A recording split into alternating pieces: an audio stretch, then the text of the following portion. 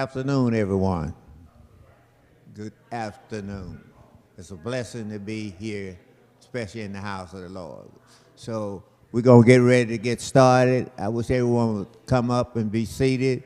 So we'll start this meeting because I want to be mindful of your time, and I really want you to be mindful of mine, our time, that we have other things going on today in our life too. So it would be highly appreciated if we can keep this in order. So for the present, we're going to start off.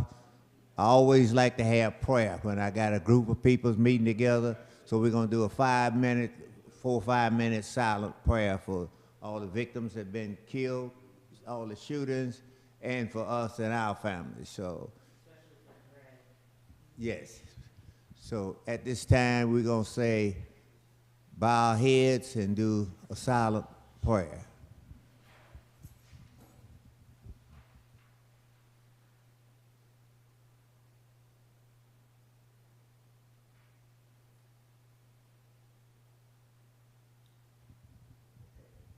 Okay, we are ready to get started. I see Mr.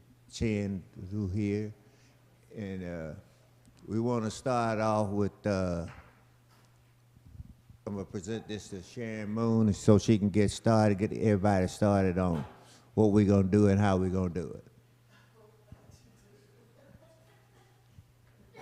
And you can introduce the guests while you're here. We got Chen and his people, Reverend Mingo.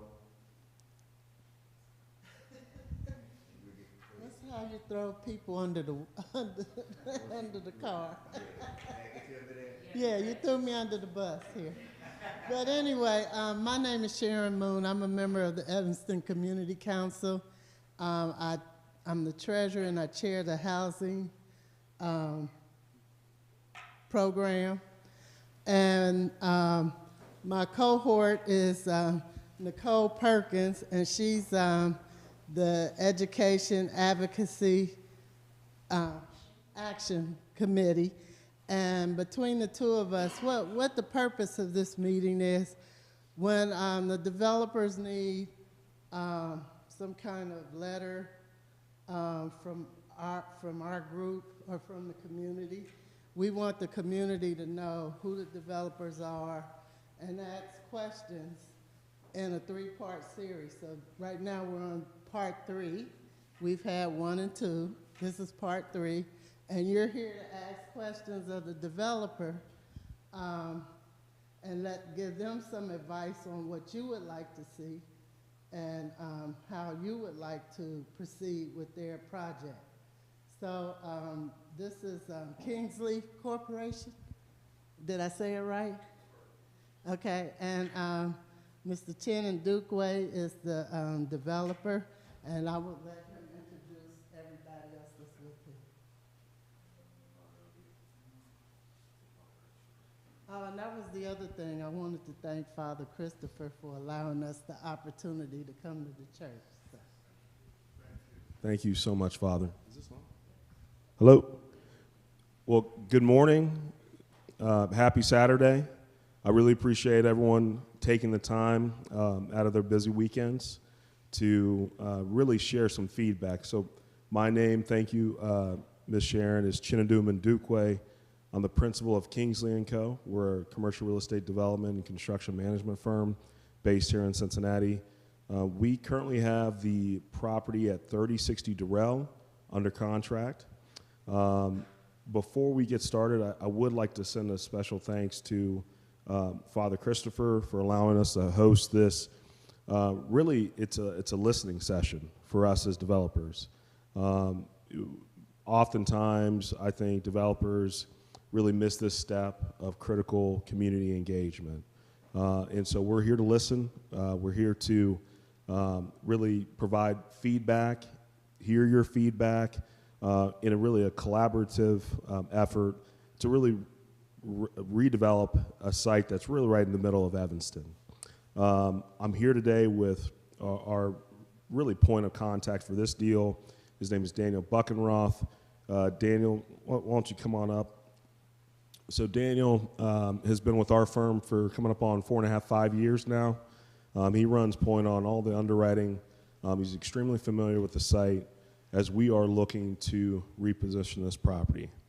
I think really before we get started, I think it would probably be prudent to allow Pastor Mingo to come up and really share some of the challenges he's had with the building, really the motivation for them to sell the property as we are going to get started. Is that fair, Pastor Mingo?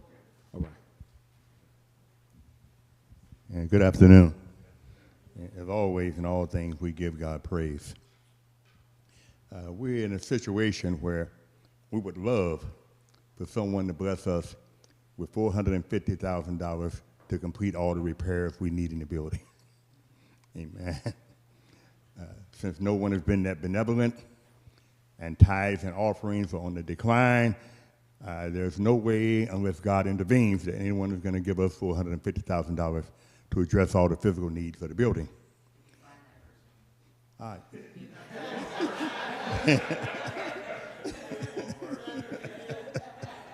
Amen. And so basically continuing to pour money in, and the conditions get worse. We were approached by some individuals who were basically developers in the area. They looked at the properties. They went through it thoroughly. They decided that in order to purchase the building, it would be purchased basically to tear down because there are blocks of cement falling out. One of the little kids on the football team had just walked in the door when a cement block about this big fell right down behind him. And so we can't continue to put people at risk. The heating situation, there is no heating situation hardly. You're talking about boiler work for $190,000 to do the building. And so we love being there. However, you have to use common sense. You cannot continue to ask people to be dedicated financially with their tithes and offerings into a sinking ship. And so what we want to do basically is try to relocate somewhere within the community or somewhere very, very close to the community. Our organizations, we have the Evanston Youth Association, the Evanston Bulldogs Youth Athletic Program. We've got the Phenom Young Ladies Basketball. We have our Rites of Passage program. And we also, we have right now the SCLC. I'm vice president of the SCLC, Southern Christian Leadership Conference, that organization founded by Dr. King and Dr. Abernathy and Dr. Shuttlesworth. And I'm vice president of the Cincinnati chapter, and we meet there also. And we have an apprenticeship program that's starting. And so we're looking for somewhere that we can basically keep those programs. As far as recreation for the kids, we have Owl's Nest, we have Evanston Park, we have over right off of the freeway, there's an area there that we were using before we moved into our present spot. And we will continue to use those spots. We've talked to parents, and parents, they definitely, they want somewhere where their kids can feel safe because we're using the gym on a constant basis, we're using the meeting rooms. And can you imagine being in a building where on the first floor, there's only one workable toilet on the main level? And that's on Sundays also, where you've got one working toilet. And so the congregation has said they love the building. However, it's going to be hard to get people to continue to support an effort that's going nowhere. And so we feel it's a blessing that someone has come. We were basically blessed with the building. And so we're in a situation where, how many of you go to the casino? Okay.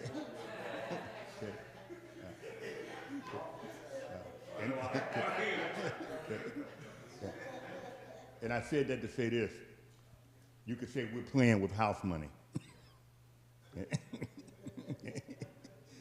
Whatever we get would be a profit for the congregation.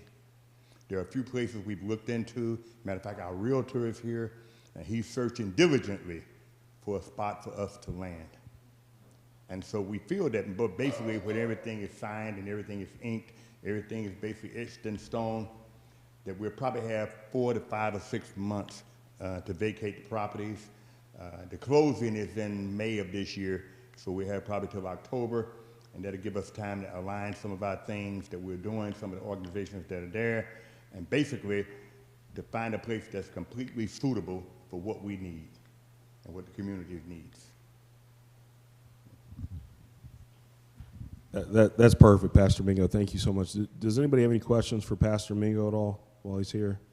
And I asked Chris if he could fill up this building.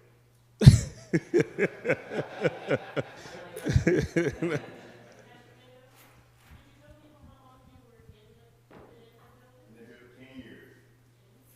10 years in that building. I guess one big question I have is the baseball field / hockey park separate from the building, or you own that entire thing? Because I guess there may be confusion in the community that belongs to the city. Yeah, for the people online, let's make sure and use the mic. Awesome. There's part that may belong Yes. to the city and the building is separate, or is that all one? We own the building and the field. Okay, so the city leases from you, or you? But we have an agreement with Cincinnati Recreation that they maybe use the fields, they can lease it out to people for games, practice, and whatever, as long as they maintain it. And the maintenance part is kind of lacking, but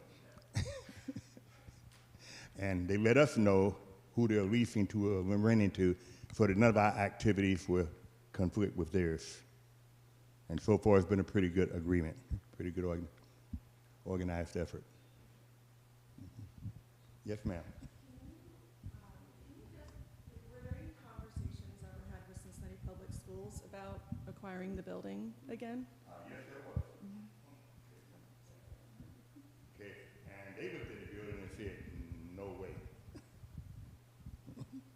Now, Cincinnati Public Schools that are definitely strapped for space with increased enrollment that's going on, and they take a look at the building and say, no way. They compare it to Burden Elementary. How many of you remember Burden Elementary over on Glenwood? When Burden Elementary was not purchased in the auction, they did a walkthrough. 3 months later, they tore it down.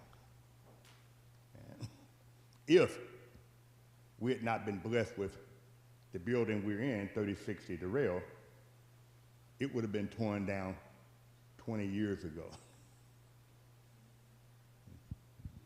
And so we're looking at that. We've been in there 10 years, and it would have been torn down. They moved out of that building for a reason.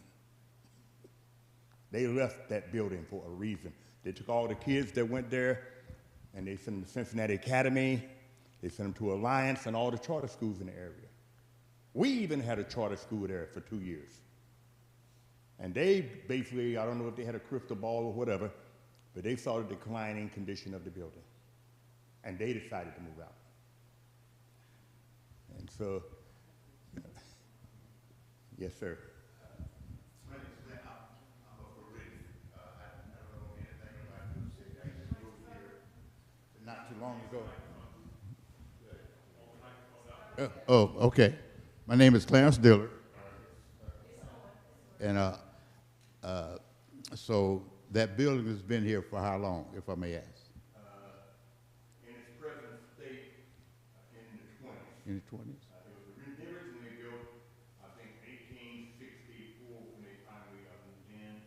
It had 4 classrooms. Then it enlarged to basically 8. So this is a school building per se? Okay. Then during the 20s, they did a whole lot of renovations to it. A young guy, one of the former principals, left about $1 million to the city to enlarge the building. With that $1 million, they did the field and back, and the neighborhood wasn't even called Evanston, it was called Woodland Village. And so they made a lot of improvements in the building.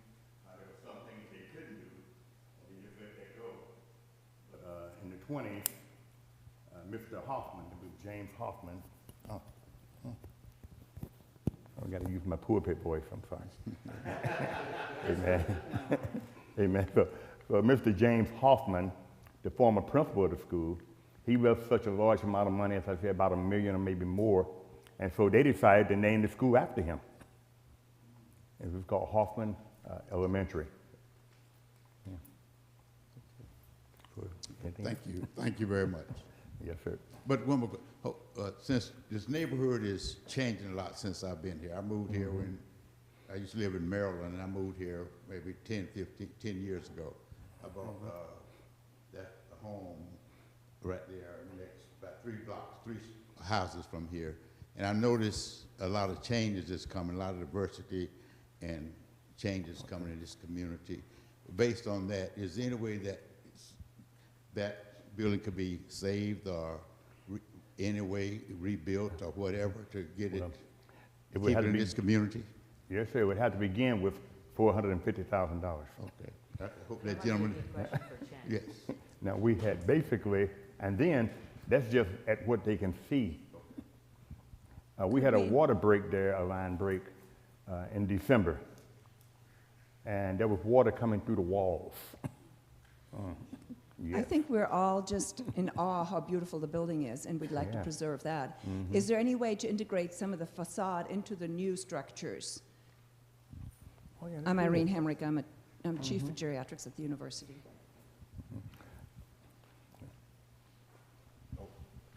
Well, Irene Hamrick. okay. Well, most of what could be integrated into the new building, yeah, when they moved out of the building, it was like grab what you want. And a lot of things came up missing. And so there's still a few items, maybe 1 or 2, that would basically fit into whatever's, put there in the future. Can we transition over to Chen now? Well, I just want to, before we transfer, can you do a summary of the project and what you're actually trying to do? Just kind of do a quick summary of what you're trying to do so everybody, some people who may not know, will get like an understanding.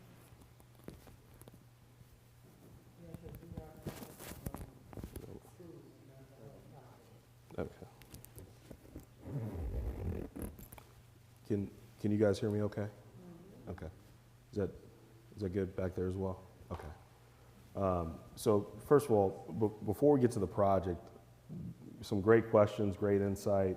There's a number of things that we've looked at. And for those of you who do not know, our firm really put together a group of investors and acquired the old St. Mark's Church.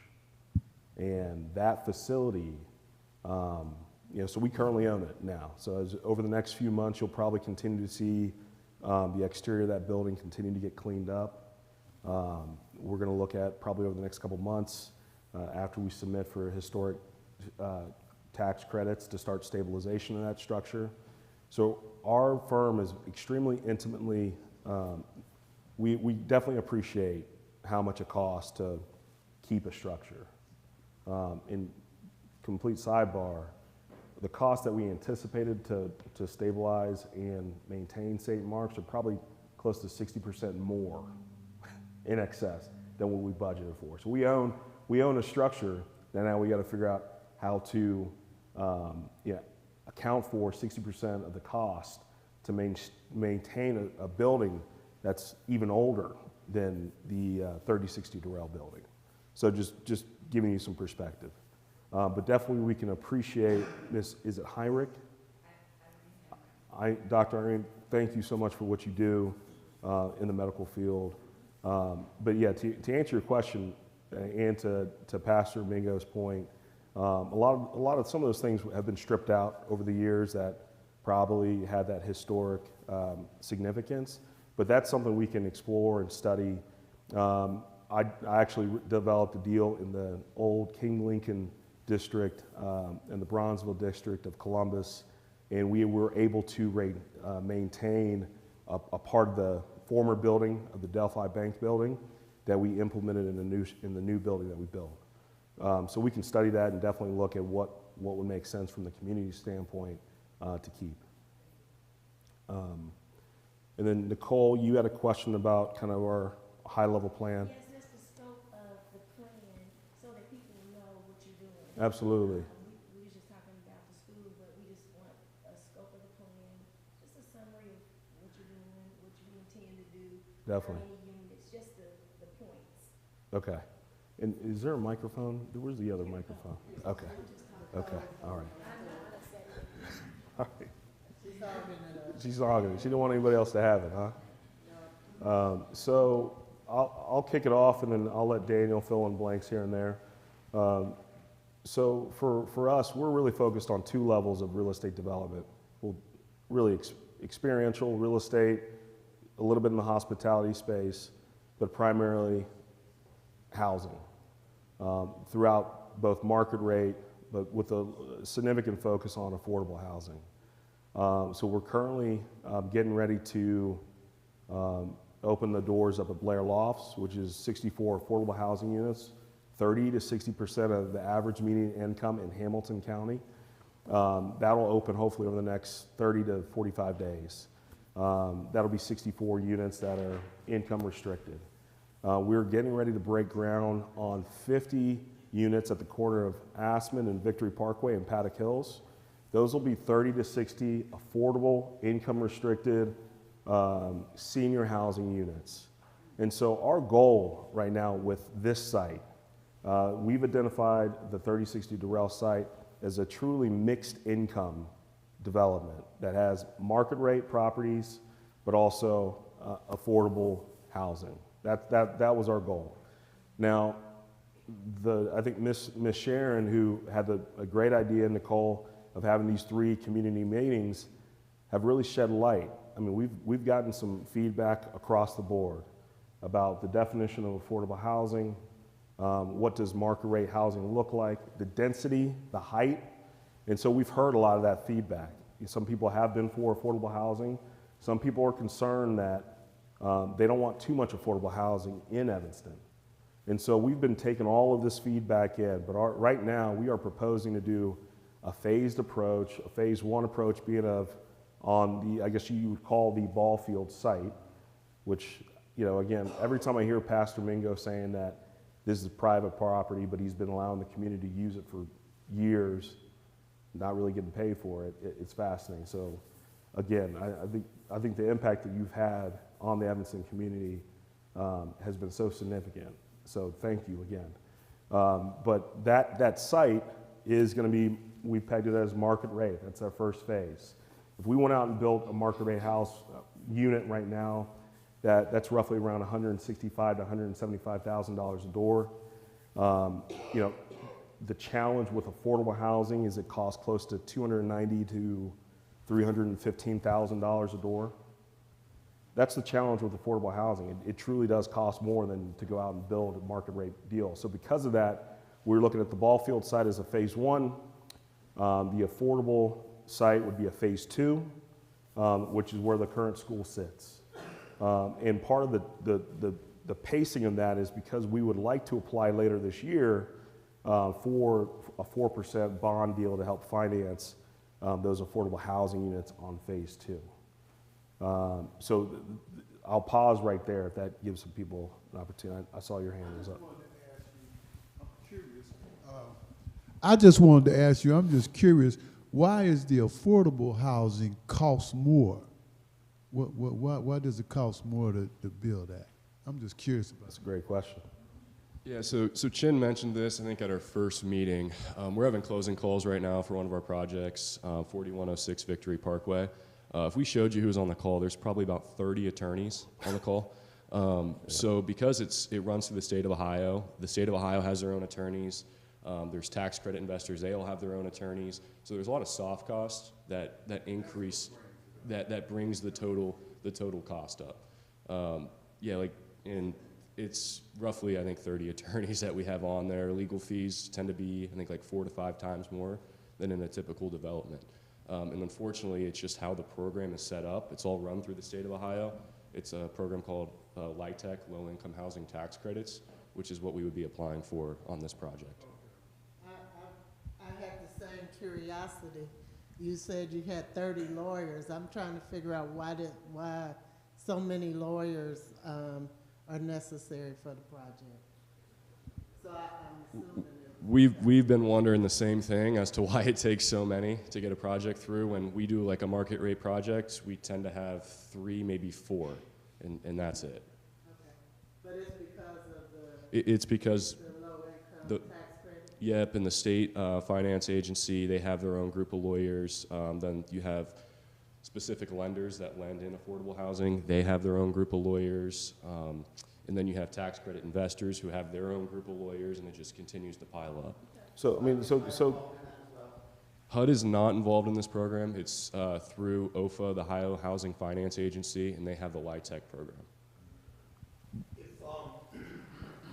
If you guys don't get the tax credit or a bond or any Right. assistance for that affordable housing, that's going to transition to a market rate development. Yeah, so that we want to be crystal clear. Yeah. I mean, and honestly, some of the feedback we've gotten has been, hey, well, is there another way you can layer in that affordability? Say, just instead of doing 30 to 60, which we consider affordable housing, maybe 60 to 80 affordable housing units.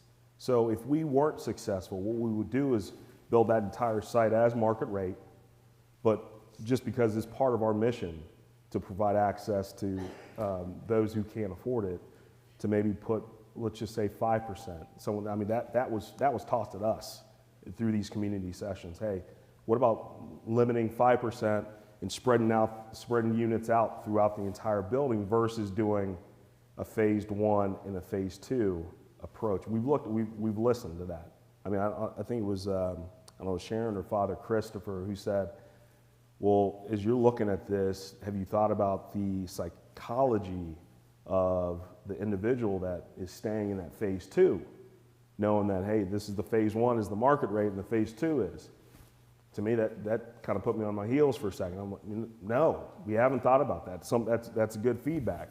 That was brought up in one of those sessions. Was that you, Father Christopher? Yeah. I mean, it's something to consider. But our plan is to answer your question. If we aren't successful at that, to then just transition that entire site, it'd be paced. It would be staggered start, but it would be all market rate housing. And through your learning and development of, I guess now the third meeting, this is my second meeting, green space has been said over and over. Have you guys looked at readjusting that plan of 3 buildings and a large parking lot at the center to include some type of green space? We have. I mean, and so in reviewing part of that green space is, part of the 10-year plan that Evanston, which we've studied and spent some time on, thanks to Ms. Sharon, reminding us, have you looked at our 10-year plan? No, okay, yeah. So every time, so now we've looked at it, Ms. Sharon, and part of that is we learned that part of the mission for Evanston is keep buildings to no more than 4 stories. So based on those discussions with Yvonne and some other leadership, we're going to do that. And naturally, by decreasing the density of the project, that will naturally open up more green space for the property. So less parking stalls. I don't know if you're tracking. I saw the face. Yeah, so that'll decrease that parking requirement because we're not going to have as many units, which will naturally open up more green space.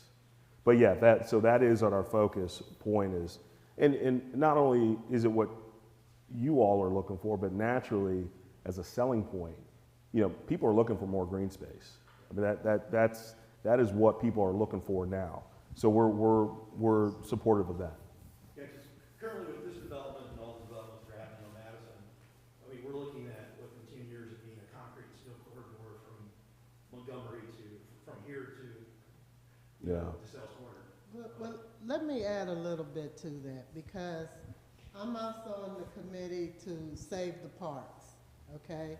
We do have a program going with Owl's Nest, trying to save the bathhouse there and turn that into a more family-friendly, entertainment-friendly area and park. We're working with East Walnut Hills on Owl's Nest. And then we also are trying to redevelop with the Recreation Commission Evanston Park. Evanston Park has deteriorated a lot. I've been in Evanston for 45 years. I grew up here, and our big thing to do was go swimming at Evanston Park because they had the Olympic-sized pool. Well, we gave that pool up years ago to have a pool at the Recreation Center. We also gave the pool up at the baseball field that you're talking about. And then there was another pool at Owl's Nest. So we consolidated all those pools into the rec center so that the rec center would have the responsibility of taking care of those pools. And we turned these other spaces into parks. But there are historical buildings in these parks that we feel should be restored. And particularly at Owl's Nest, because the podium area, or that big bathhouse, has a entertainment podium area that we would like to redevelop to work in that park. So green space is here. We do have quite a few schools that the other schools rent out to each other. And we talked to the lady that runs the, well, she ran it with Reverend Mingo, the Evanston football team. She seems to feel that they're okay with the park area because they have other places to play. And I don't want to downplay the fact that, yeah, we would like green spaces because, as I said in other meetings, Evanston in itself, there's a huge, there's a lot of seniors that still own homes and live here. But they're slowly but surely turning homes into families. And we're getting families influxing back into Evanston.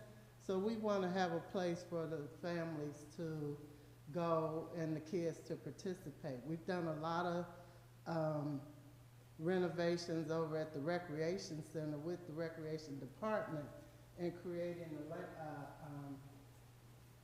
it's like a naturescape for the kids to play. Most people don't see it because it's in the back of the rec center. But then on the other side, we've also solicited funds to restore and redo the playground area. So, you know, we do have places, and we don't want to downplay the green space that we want, but I wanted you to be aware that there are other places to do that. So that's my 2 cents. No, thank you, Ms. Sharon. And, Yeah. Robert wanted to ask some questions. Yeah, I wanted to just talk about people like myself who's been living in Evanston and got their homes paid for and comfortable. With the progress comes taxes, you know, and sometimes if people got their homes paid for, they're comfortable with where they at in life, then the taxes go up, you know, a lot of people are gonna lose their homes. I just want to know, that sounds like a reality to me. So what's going on in that department? Or is that just something that's out of your control? Yeah, I can't control the taxes. Right, right. And the increase in taxes. And, right. yeah, I understand. I just wanted to that'd be address more that. of a elected official, yeah. Okay. Yeah. I was just concerned about that one. We're okay. I'm not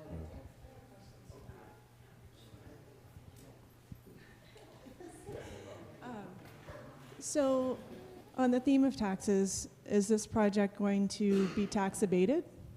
Yeah, we're going to ask for a typical tax abatement. Do you know what percent, what kind of tax abatement that would be? I think of what the standard.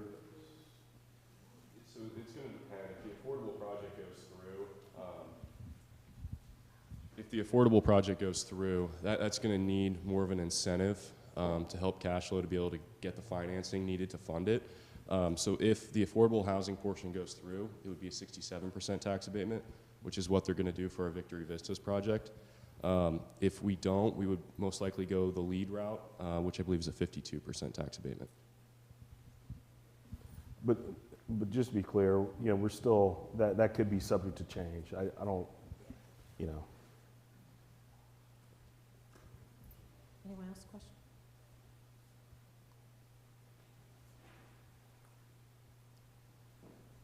Couple more questions. Sure.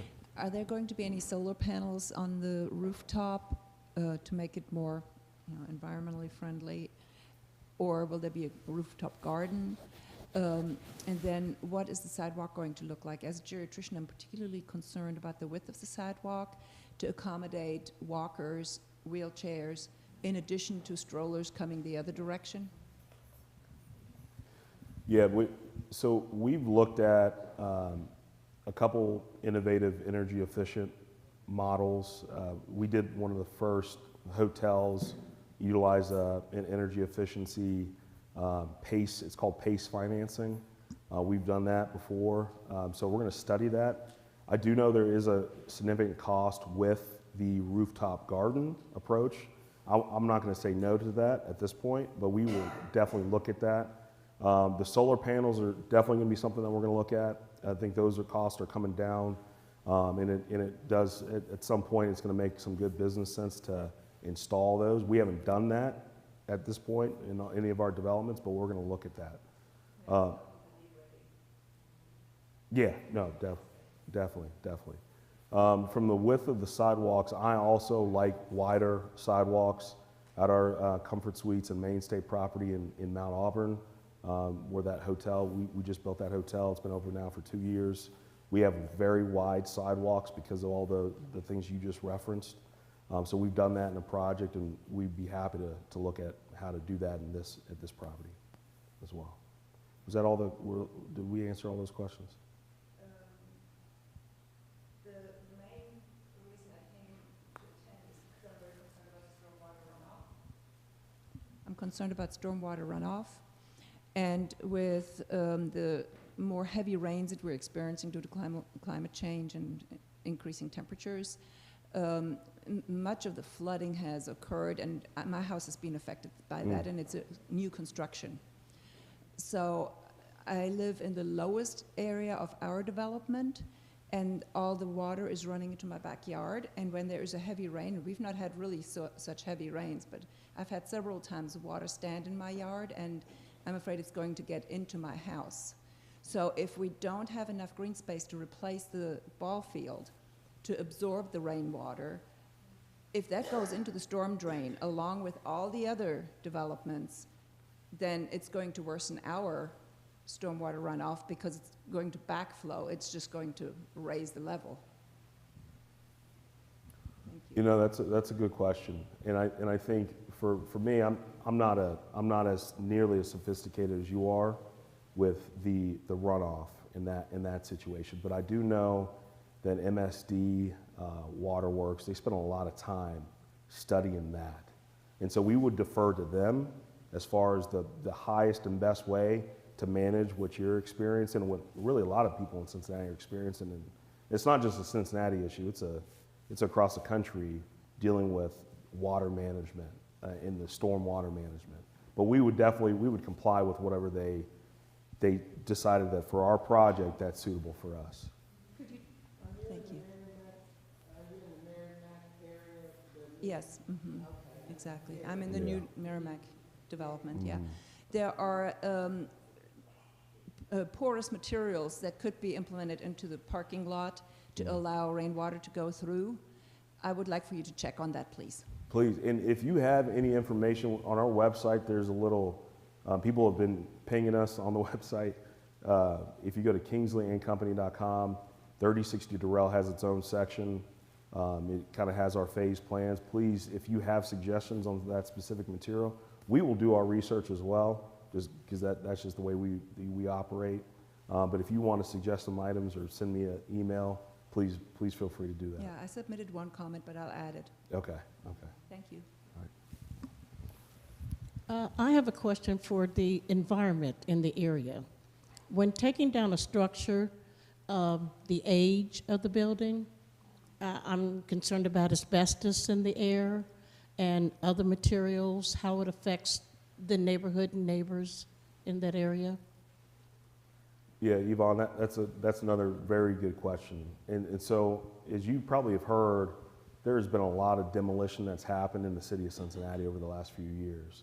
So part of what our redevelopment plan and coming to the community right now, asking for us to have the ability to change the zoning to a PUD and demo the building is so we can invest all of that, the necessary resources, and make sure it's done compliantly with OSHA and safe. And so we we're very familiar with the ground-up construction process, and really more familiar with the impact it has on our neighbors. So case in point, the development we just built at Blair and Reading, that entire stretch of Blair, it's taken a lot of discussions, communicating, because construction it's messy. Naturally, it's messy. But I think we have a couple of people that, we can provide you names that live on Blair, that we've become extremely close with over the last few years, that will attest to the fact that we keep the street clean. We take all, necessary measures to make sure we maintain all the dust and debris that would come from not only tearing a building down, but building one in place. So we're very mindful of that.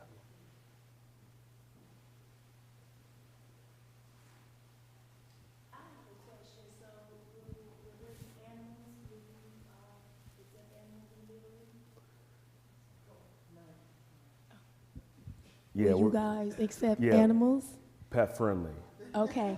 We might have a pet fee though, which is market. Whatever that market pet fee is, we would have that. But Okay. yeah, we'd be pet friendly. So with that being said, adding that many residents to that area with pets, because everybody likes pets nowadays, taking green space would not be beneficial to someone who would have a pet, because of course they have to go to the bathroom and stuff like that. So Yeah. how would you offset that? How would you incorporate that into your plans? Yeah, no, that's a great question, and I think it goes back to, what was your name, sir? Harrison Clark. Mr. Harrison Clark asked kind of a similar question, not about the pets though. I think the tenants in today's world are looking for green space, natural. I think that's a good amenity and a marketing tool. So we're mindful of that, and I think people with pets are going to be able to utilize the green space that will be on site, to be able to play catch with their pets and whatnot. So yeah, we'll definitely be mindful of that. So have you even looked at how much green space as an alternative that you would actually need or No, would be proposing? we're gonna study that throughout this entire process, and as Ms. Sharon reminded us, this is not the last time we're going to be in front of you all. After we get hopefully the letter of support to change the zoning, to remove the building, we're going to continue to keep the community abreast of those plans as they matriculate, and with all the restrictions and the density and the green space and the parking and the traffic and all those other important things that residents have naturally discussed over the last 2 meetings.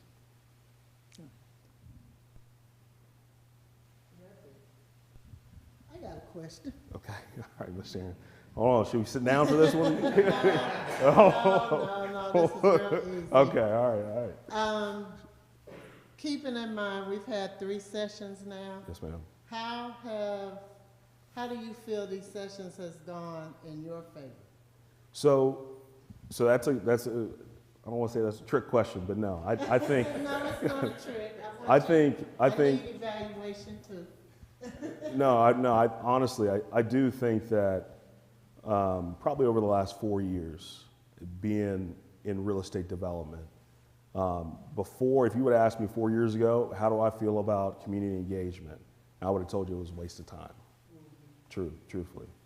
But after working in Mount Auburn, after working in Avondale, and now working in Evanston, being a property owner in Evanston, I've grown to appreciate it. And quite frankly, I've learned a lot through this process, especially over the last couple of weeks of spending time. So I do appreciate it. I think it is important. The only thing I would stress to everyone, even people listening now, is that as developers, we want to be treated like every other developer, right? And on the community side, I know there's so many different opinions. For example, everybody has a different definition of affordability. I've learned that through this process. People view market rate housing differently. That's been a learning curve, and we appreciate that. So I think productive conversations, a diversity in thought, I think has been a very good thing that we actually appreciate that aspect of development. It takes more time, which costs money, but I think it's well worth the investment. Oh, great. Thank you. No, thank you.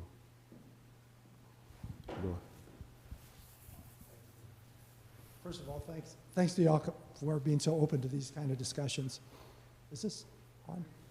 Yeah, I asked that too. Okay. I was just going to ask you, and maybe you've already addressed this, do y'all maintain ownership after the project is completed? And also, I was on your website, nice website, Yeah. and I wondered if the EB5 program is a part of this project. Yeah, at this point it's not, but that's a great question. So let me answer the first part. You know, we're focused on holding properties. You know, that is our focus, building and holding.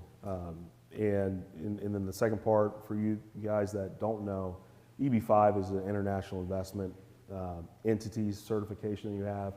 We're one of the few EB5 regional centers that are certified that facilitates international investment dollars. But the long story is that's not a part of this right now. But we're actively looking at opportunities that fit well with the EB5 timing.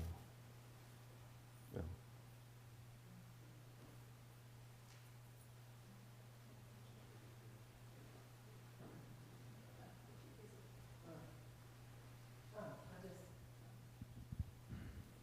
I just wanted to say,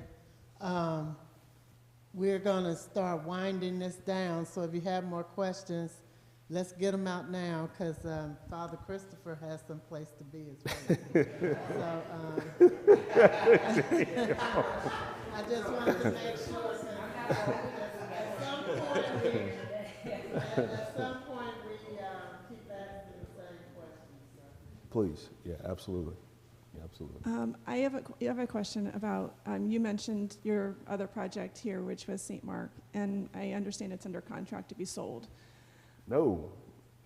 We bought it. We bought it. It was just. Yeah. So you bought it from the original person who bought it last year? It was sold in No. December, and then Yeah, we were told it was on the market again. Yeah, that was purchased. It might have been put up on market for lease, but it might be on the. Yeah, it might be up there for like a lease or something like that. Okay. But the project at Durrell is not in any way contingent on that project being successful, or I don't know if there is any kind of connection with the two in any way. Except that we're the same development company. Okay. But no, separate ownership group from 3060 Durrell. No, it's its own thing. We're actively just trying to get the property to the point where we got locked. Me, Daniel, and like 3 other people got locked in St. Mark's the other day. We couldn't get out of there. Literally, we had to phone a friend. It was crazy. But we're actively every day trying to just do a little bit to stabilize and clean the building up, secure the building. Okay. People have been partying in there for a while. And a few times. Man, there's a lot of stuff in there. Stuff I wish I never witnessed. Isn't have been in that church, but we're excited about that project. Yeah. Are you interested in it? We probably would sell it to you.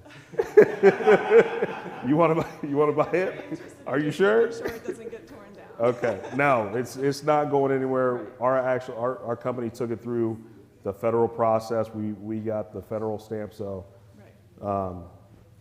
barring a natural disaster, it'll be there.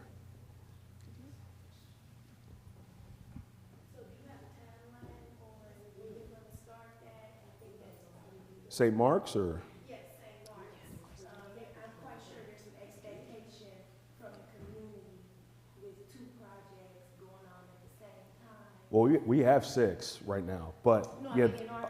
in our community. Oh, in the community? Yeah. In Evanston. So what we consider started, I mean, we've started. I mean, we're actively cleaning that facility. Before we put a shovel in the ground, we're still studying whether or not we should resubmit for Ohio state tax credits. I don't know if we mentioned, we submitted last year. We did not win those. So right now there is a pretty significant gap in the capital stack, which we're gonna have to try to figure out and get creative about that. But I think from what I understand, Well, I think what I don't want to do is come to the community and have, literally, community members come out of their pocket. But I think strategically, in working with Evanston, we can work with the city in trying to fill that gap and make it as small as possible. So I think at some point in time, which is a great benefit of this community engagement, especially around St. Mark's, there'll be an opportunity for us to work with you all in filling that gap.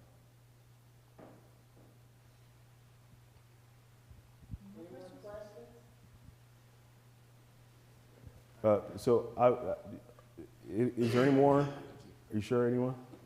Again, before I wrap this up, I do really want to thank all the Evanston leadership for prioritizing these discussions. We wouldn't be here if it wasn't for Pastor Mingo and his realtor, Mr. Robert Smith, very successful realtor. I mean, if you guys need any kind of other real estate needs, he's a great person to work with. Robert, you want to say? No, I'm fine. Just here. Are you sure? Yeah, no, I'm just here trying to hear the community, invest and sell in the community, invest in property in the community, so that's important. I did like the fact that being in real estate for 20 years and with development, having this discussion, open and honest and feedback, and I think this has been good to see, because most times they don't have this, they'll just build. So I think that should be, commended, even if you have to make some changes or whatever the case may be.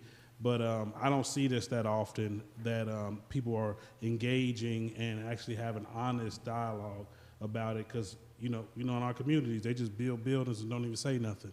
And the next thing you know, another building is erected and nobody had nothing to say, and it just happens. So I think this is commendable, but I appreciate the feedback, being able to communicate and have differences. Because I think when it's all said and done, nobody wants to get left out.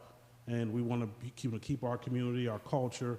We want to keep some of our, beautifications and historic. I know it's a difficult task, but open communication, and if both parties are willing to give and take a little bit, I think it could be better for our community, because as we continue to build and do things and change, and even, green friendly and eco-friendly and different things like that, that helps our community, and I think it just betters our community in general, and just makes our city and our communities in particularly much better. So it's a blessing to be able to see this, and thanks for hosting this. Man, thank you, Robert. Man, we got to get him to move in the city limits and get him on city council.